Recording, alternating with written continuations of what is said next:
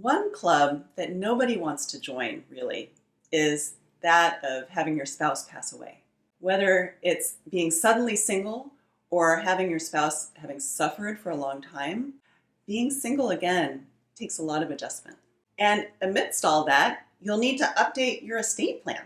In this video, I'm going to talk about a lot of issues that surviving spouses might encounter and things to look out for as you update your estate plan.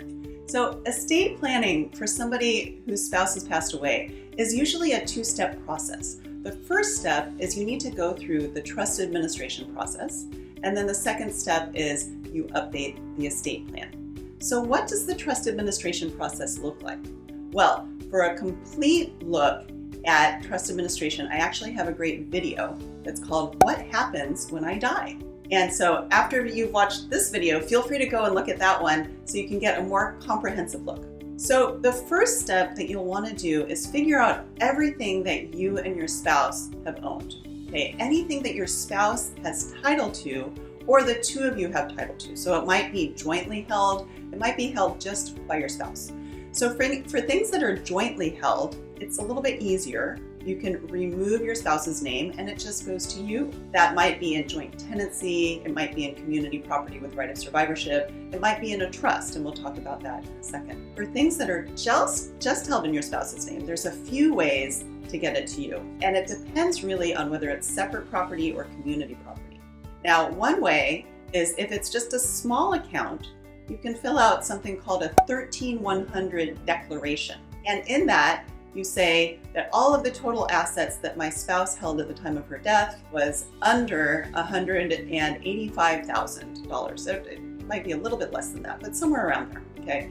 So that's for a smaller account. And then you fill that out and bring it to the bank, and the bank should release the money. For larger accounts, you might need to go through probate, but if it was community property, some people just name things in their separate name, even though they bought it while they were married, or they contributed to the account while they were married. For that, you can do something called a spousal property petition, where you go to court and basically explain to the court, really this was our community property and it should be going to me, it's just that she forgot to put my name on it.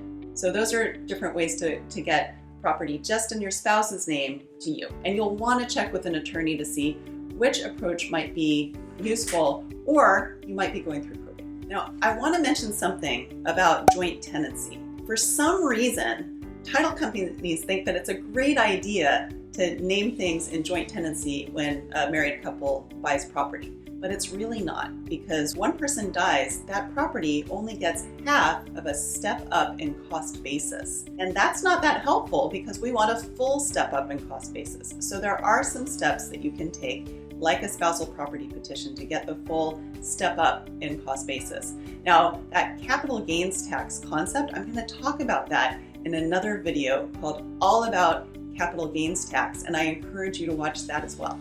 Okay, so now let's say that you and your spouse created a trust, which is a great idea. All right, you have a revocable living trust and then your spouse passed away. So you'll want to remove your spouse's name as a co-trustee from all your assets. For real property, that involves typically filing something called an affidavit death of trustee. And that's how we take the spouse's name off. We file something with the county explaining that the spouse has died, and we attach the death certificate. And then now things are just in your name. So you, as the surviving spouse, can sell the property, can get a refinance. You don't need your spouse's signature anymore. And then if you have bank and brokerage accounts, you can just reach out to your contacts at the entities, provide them the death certificate, and they can remove your spouse's name from the account as a trustee. Now, one thing we always suggest is that you get appraisals of all of the date of death valuations. So we want to get an appraisal of the house and find out how much was everything valued at the time of your spouse's death.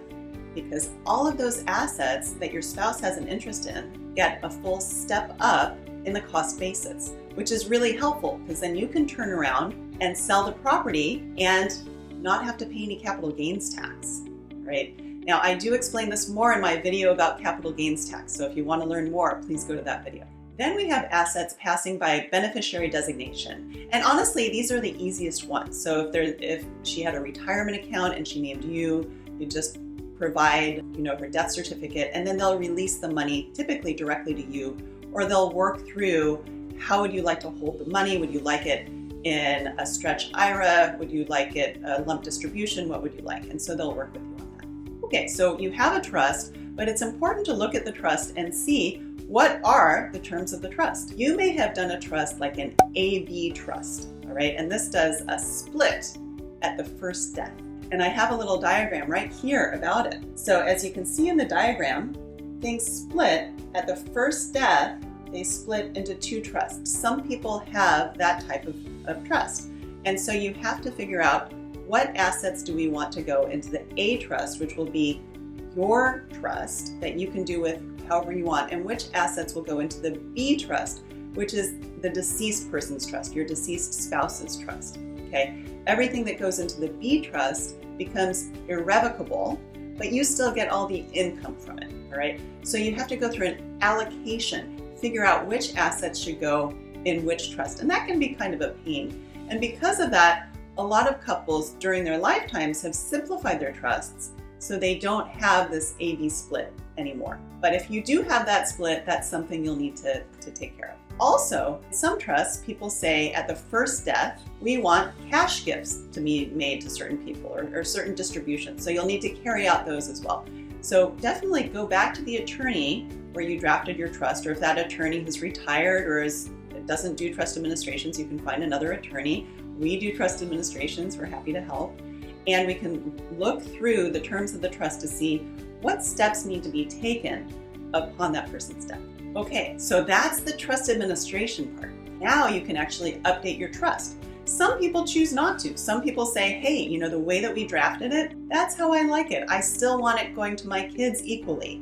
I still want the person who we named as successor trustee to continue acting as successor trustee, and that's okay. If not, you can do an amendment to your trust. If you have that AB split, then you can amend your survivor's trust to say, I actually want the assets to go here instead of there. Or maybe I want to create lifetime trusts for my kids. I have a great video on dynasty trusts or lifetime trusts that you'll want to check out.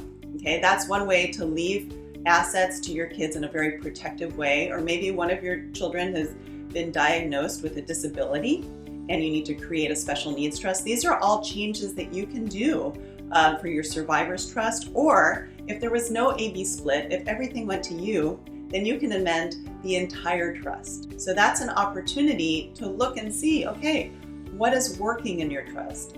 What is not working in your trust? And you can update it how you see fit. And finally, I just want to wish you all the best during this transition process. This is really difficult. I suggest that you find a financial advisor who specializes in people who are going through transitions.